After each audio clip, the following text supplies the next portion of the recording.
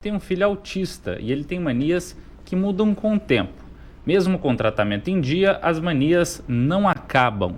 É a pergunta da Aline, nossa telespectadora. O que fazer? Ela deve recorrer realmente a um atendimento especializado, doutor? Ela tem aí o caso do filho que é autista, né? Mesmo com o tratamento, segundo ela, algumas manias persistem, né? Ela percebe isso repetidas vezes. Isso é um sinal de alerta?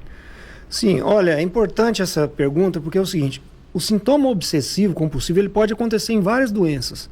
Então, assim, o TOC, ele não é necessariamente uma doença, ele é um sintoma, ele pode aparecer em várias doenças. Ele pode aparecer, por exemplo, na doença dos tiques, que é a doença de Tourette, né? Ele pode aparecer no autismo, ele pode aparecer... Depressão. Tem paciente que quando fica depressivo, fica mais obsessivo, ideias recorrentes que não saem da cabeça, sobretudo ideias ruins, negativas, é um tipo de TOC. E crianças autistas, né, como ela falou. Então, primeiro tem que ver se a doença desse paciente está bem controlada. Porque, às vezes, você tem que controlar a doença de base. Né? Por exemplo, se a obsessão está ligada a uma depressão, você tem que controlar a depressão. Se a obsessão está ligada a um distúrbio dos tiques, o Tourette, você tem que controlar o distúrbio dos tiques. Se está ligado a um transtorno de ansiedade, porque também tem os transtornos de ansiedade que geram obsessão, você tem que tratar a ansiedade. Então você tem que primeiro fazer um diagnóstico bastante correto disso aí, né?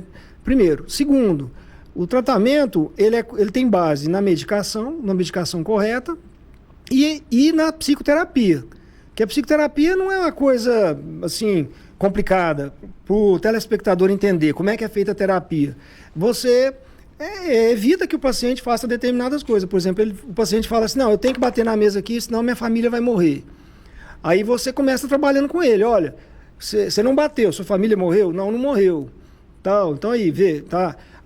às vezes é muito grave, às vezes você tem que segurar a mão dele, fala assim, você segura a mão dele e fala assim, não bate não, segura aí, vai ver. Aí aquela ansiedade cresce e depois ela diminui. Então, com isso você vai o quê? Dessensibilizando o paciente, com isso ele vai aprendendo a controlar aquela mania.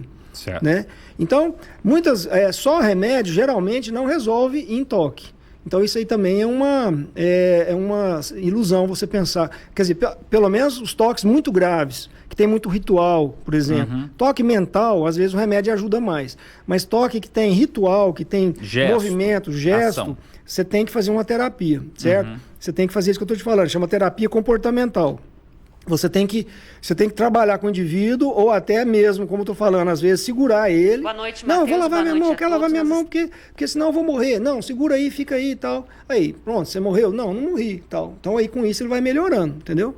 Então, esse tipo de terapia, às vezes, é até mais importante do que a medicação. A Juliette Alva, boa noite, gosto de ver minhas coisas organizadas. Às vezes deixo de sair para arrumar a casa. Isso pode ser considerado toque, doutor? Pois a gente tem que... Essas obsessões, quando elas são doença, elas têm algumas características. Então, por exemplo, o indivíduo, ele sente que aquilo faz mal para ele, assim, ele sente que aquilo prejudica ele. Então, isso é uma das características. Outra característica, as pessoas falam, né? As pessoas falam, olha, você está deixando de fazer isso por causa de mania, tal.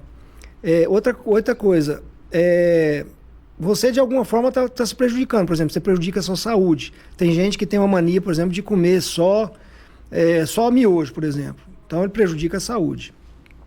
Ou, no caso, como às vezes tem pessoa que deixa de conviver com as pessoas, conviver, ter lazer ou conversar, ter amor com as pessoas para ficar fazendo aqueles rituais, aquelas coisas. Então, tudo que é disfuncional é considerado doença. Então, isso cada pessoa, na verdade, sabe, né? Se ela não sabe, alguém já falou para ela. Alguém já falou, isso aí está errado. Se alguém não falou, se ela não sabe, ela tem que ver se aquilo está causando prejuízo para ela. Ou prejuízo, às vezes, financeiro, prejuízo corporal, prejuízo mental, prejuízo social. Então, isso aí são sinais de que é doença. Então, certo. Na verdade, é cada pessoa que tem que saber julgar o que é ou não. Se tem dúvida, vai no psiquiatra e recorra a isso. Mas se a pessoa não é disfuncional e não tem sofrimento, e ninguém fala que ela é disfuncional, isso não prejudica ela, então não precisa procurar. Não é um problema. Algo grave. Porque tem pessoas que têm... Todos nós temos um pouquinho de toque, porque o trabalho é um tipo de toque. O toque nada mais é do que a exageração do trabalho. A gente tem... O bom profissional, por exemplo, ele é detalhista, não é? Ele corrige as coisas, ele volta para trás. Agora mesmo eu vi você falando assim, tem que resolver isso e tal. Um bom profissional é assim. Agora você vai falar, preocupação demais é toque? Não, não é toque. Marilene, eu arranco cabelos, principalmente quando fico aflita e já faço psicoterapia. O senhor recomenda que ela vá a um psiquiatra, doutor? Bom, vai depender do tanto de cabelo que ela está arrancando, né? Se for assim, tiver... Porque tem gente que fica mexendo no cabelo, tira um fiozinho, olha, tal, nada... Mas tem gente que arranca muito, né? Que fica aquela pelada, né? Então vai depender disso. Se ela está com uma pelada, se já está perdendo cabelo, precisando... Aí sim, precisa de ir num psiquiatra.